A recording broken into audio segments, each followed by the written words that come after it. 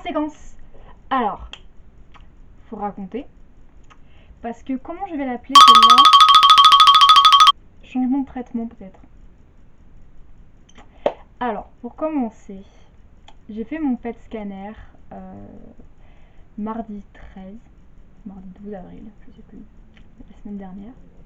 Et ça a relevé que il fallait changer de traitement. Yeah. Alors, le traitement, c'est que du coup, j'en ai plein dans la cage thoracique, des ganglions, mais que ceux du coup ont résisté, et surtout celui qui est en dessous de la cicatrice de la biopsie, et qui était juste dit actif et hyper dangereux.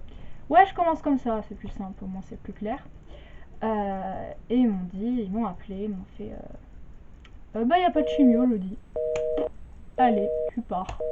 On sait pas ce qu'on fait sur toi. On va se concerter. Et donc du coup, ils m'ont dit, ils m'ont appelé jeudi, ils m'ont dit ouais, demain tu rentres en hospice, tu vas faire un nouveau traitement qui s'appelle la BICOP. Donc la BICOP, c'est un autre traitement que la BVD. Moi j'avais la BVD toutes les 2 semaines, un jeudi sur 2. Et là, la BICOP, c'est un truc encore plus puissant. Et je pensais que c'était qu'1 jour. Et elle m'avait dit il y aura que 2 chimios. Donc pour finir ma chimio, il m'en restait 2, celle de cette semaine et celle dans 2 semaines. Et ben non, sinon ce serait trop facile.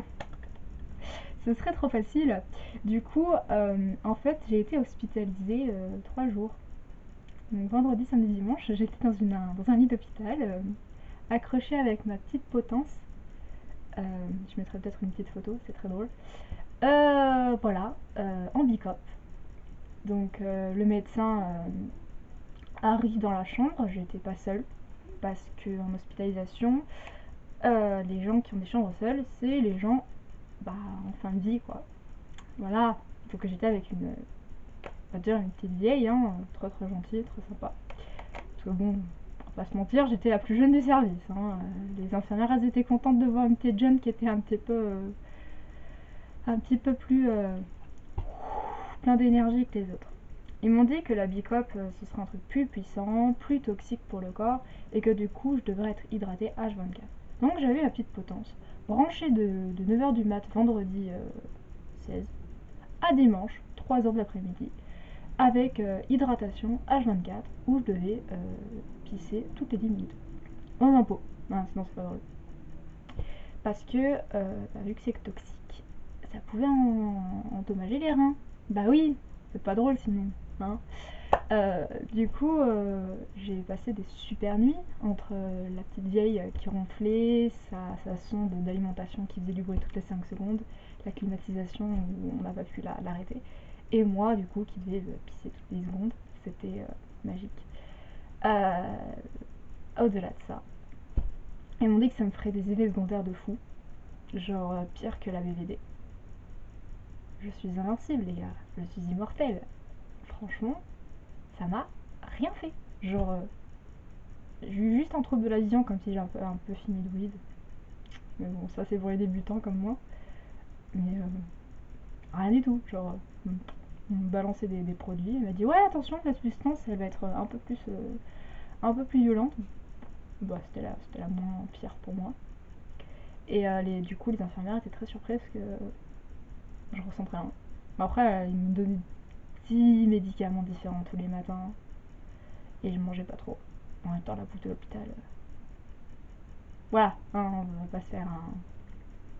C'est cool, hein, la France c'est gratuit et tout, mais alors la bouffe, oui forcément, tu ramènes ta propre bouffe. Moi ils m'ont autorisé à commander de la bouffe d'ailleurs parce qu'ils ont vu que mon poids il était un peu 43 kilos là, bof quoi.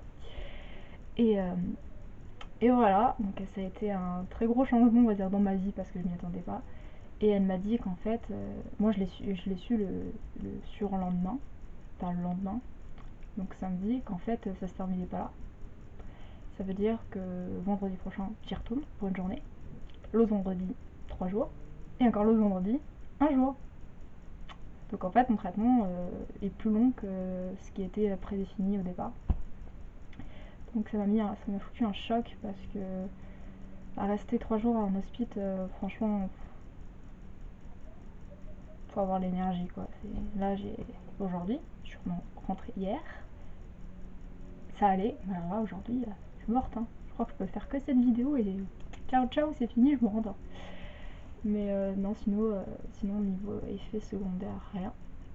Et ce qui était très drôle, c'est que le médecin est arrivé, donc j'avais mes petits cheveux tranquilles et tout. Il m'a dit oui, alors avec la Bicop, il va y avoir des risques que vous perdiez vos cheveux. Je fais mec, ça fait déjà 4 chignos que je fais, j'ai compris quoi. Il croyait que c'était mes cheveux. Bon voilà, non mais c'était funny. Il y a aussi par contre un risque que je sois stérile. Plus avec ce traitement que l'autre. Donc on va voir comment ça se passe. C'est un risque, ça veut pas dire que je vais l'être. Mais voilà, c'est cool. Cool d'être jeune et d'avoir ça. Donc ça décale tout et j'espère m'en sortir du mieux que je peux. Que j'en ai un petit peu marre en fait. Cette condition de merde là, c'est bof. Mais voilà, je suis toujours vivante, je suis toujours là.